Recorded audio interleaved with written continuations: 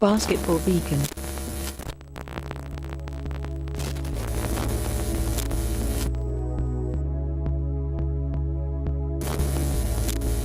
The Atlanta Hawks are entering year 2 of a complete rebuild. They traded away Dennis Schroeder, and Mike Budenholzer has left for greener pastures in Milwaukee. The weight of the franchise rests on Trae Young's shoulders. Time will tell if the Hawks will regret trading away Luka Doncic. We will see if Trae Young is actually the next Steph Curry, and carry the franchise back to perennial second-round exits. John Collins looks extremely promising, and Taurean Prince is the ideal modern 3-and-D player.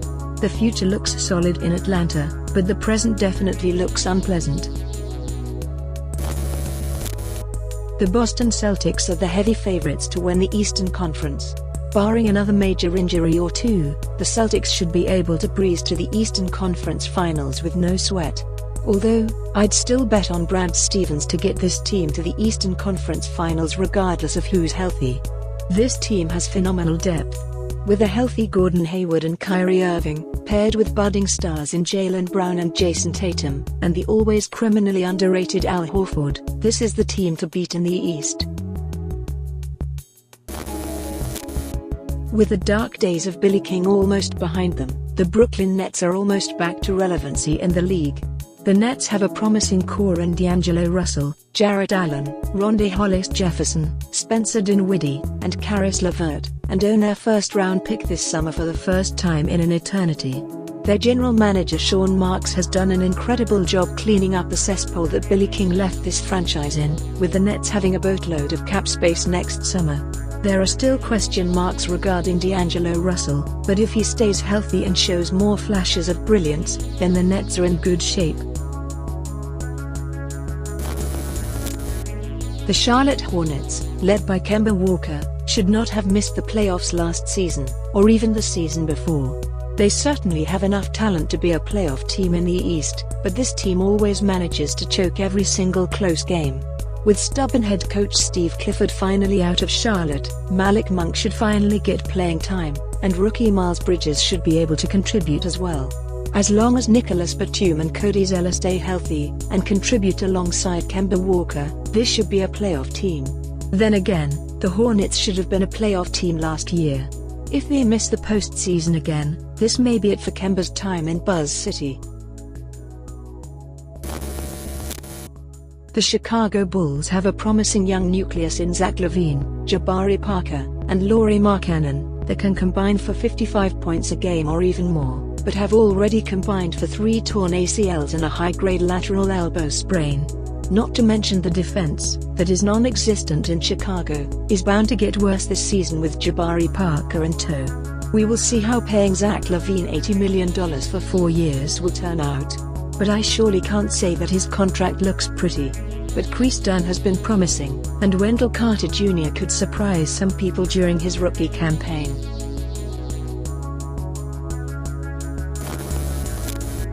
The Cleveland Cavaliers general manager Koby Altman states that the Cavs will remain competitive without LeBron James, but that's difficult to imagine considering the rest of the Cavs roster last year was hot garbage.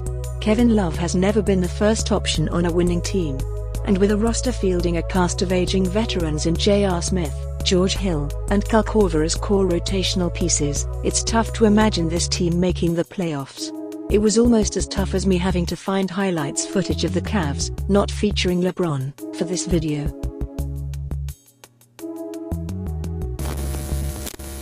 The Detroit Pistons finally get to start the season with their big three of Blake Griffin, Andre Drummond, and Reggie Jackson healthy.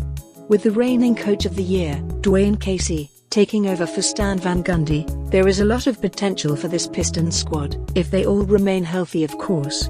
Which is a big if, as Reggie Jackson has missed a major amount of games over the last 2 seasons. Also, Stanley Johnson needs to figure how to shoot, if this Pistons team wants to make some noise in the East. Let's hope Detroit doesn't regret trading for that massive Blake Griffin contract.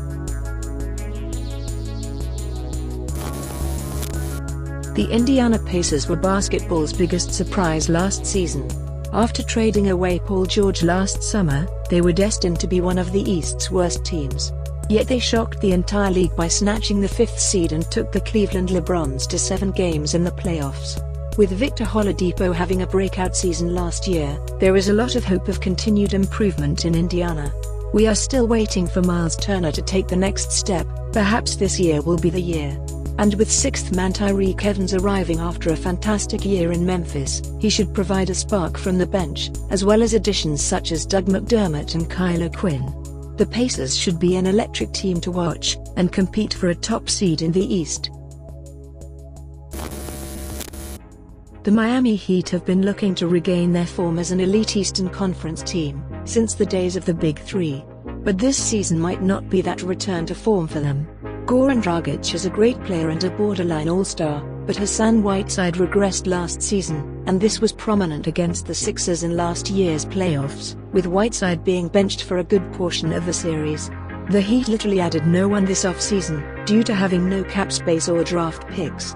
If Dion Waiters can return healthy and produce at a high level, in addition to Bam Adebayo, Kelly Olynyk, and Josh Richardson continuing their solid contributions, this team will most likely be a mid to low playoff team, as they were last year.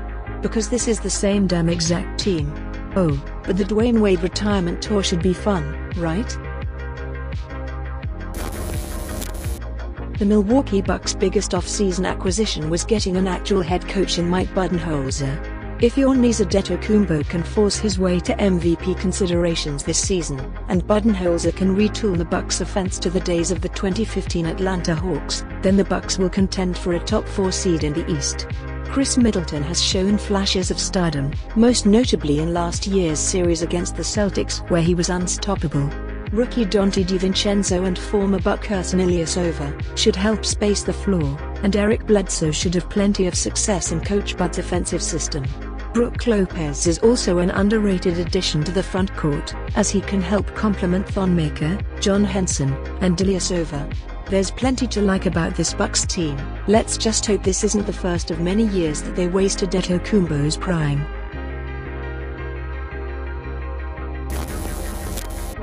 The New York Knicks are starting this season with their best player, Kristaps Porzingis, out until presumably February. New head coach David Fizdale will look to put his stamp of grittiness and tough-mindedness on the Knicks, which is something at least.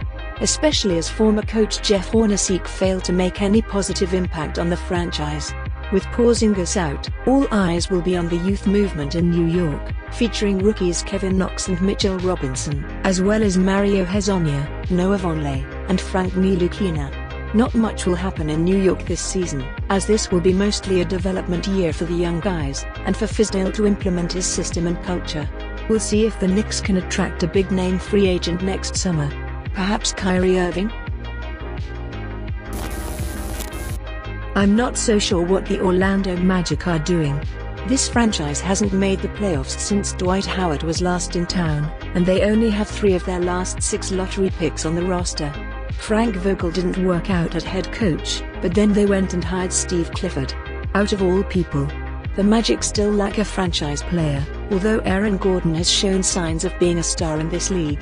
This Orlando Magic team is seriously weak at every position, especially at point guard.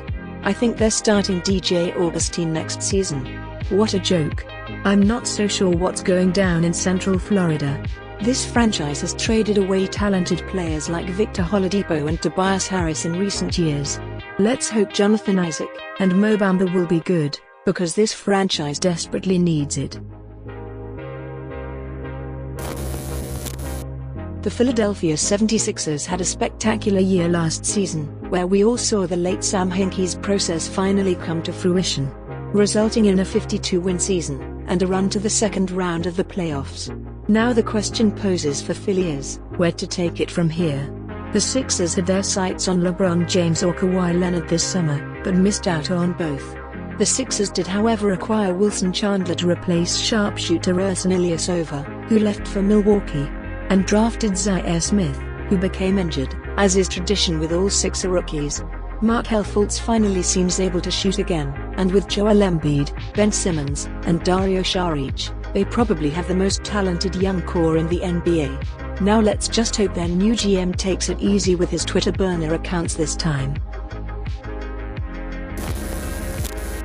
The Toronto Raptors had a fantastic showing last regular season, only to be swept by LeBron in the second round.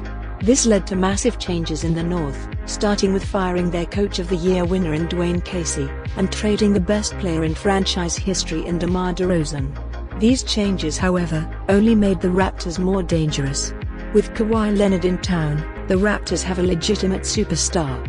Paired with underrated all-star Kyle Lowry, and the deepest bench in the NBA, featuring the likes of Pascal Siakam, Fred VanVleet, Delon Wright, and CJ Miles, this team will be a force to be reckoned with. Not to mention their kryptonite LeBron isn't in the East anymore. There's a lot brewing in the Six, and as long as Kawhi and the crew stay healthy, this team will finish in the top 3 in the East, at the very least. The Washington Wizards, known for their chemistry issues, added the likes of Dwight Howard and Austin Rivers this offseason. John Wall is still phenomenal as always, but he did miss half the season last year, so the Wizards are hoping he stays healthy this season, if they want to make a deep run in the playoffs.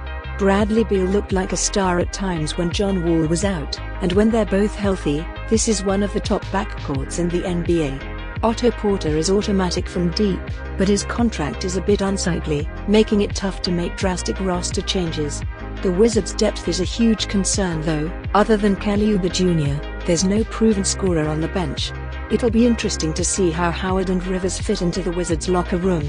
I wouldn't be surprised to see this team implode by the trade deadline, but I can see this team fighting for a top seed in the East as well, if things go right. The East is wide open this year. With LeBron departing for LA, anyone can win this conference. But I do think there are 3 truly exception teams that are above the rest. The Celtics, Raptors, and Sixers are all true contenders, and they're followed by 2 extremely solid playoff teams in the Bucks and Pacers. The Wizards follow these teams, as they're definitely a playoff team, but they are a cut below the rest. The last 2 spots is up for grabs to nearly everyone else in the conference. I'm taking the Heat and Pistons by a very slim margin, but I wouldn't be surprised to see the Hornets or even the Nets put up a strong fight for the 8th seed. Best of luck to all the teams. Join the Beacon. Subscribe.